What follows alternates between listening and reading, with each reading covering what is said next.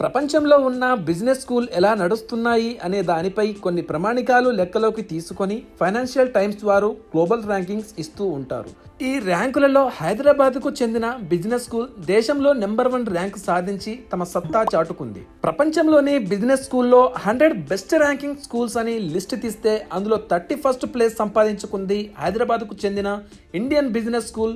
దేశంలో number 1 position సాధించింది. ఈ ర్యాంకింగ్స్ లో వార్టన్లోని యూనివర్సిటీ ఆఫ్ పెన్సిల్వేనియా మొదటి ర్యాంకు సాధించింది.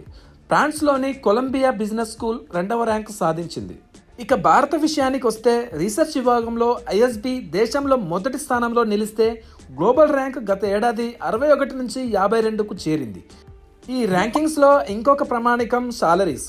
ఐఎస్బి సాలరీస్లో పర్సంటేజ్ ఏకంగా 229% పెరిగి దేశంలో టాప్ పొజిషన్లో నిలిచింది.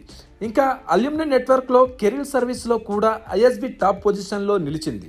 ఫైనాన్షియల్ టైమ్స్ గ్లోబల్ ఎంబీఏ ర్యాంకింగ్లో అగ్రశ్రేణిగా ర్యాంకింగ్ సాధించడానికి స్ట్రిక్ట్ అకాడమిక్స్, నాణ్యమైన పరిశోధన విభాగం మరియు పూర్వ విద్యార్థుల మద్దతు కారణమని ఐఎస్బి అకాడమిక్ ప్రోగ్రాంల డిప్యూటీ డీన్ రామభద్రం తిరుమలై అన్నారు.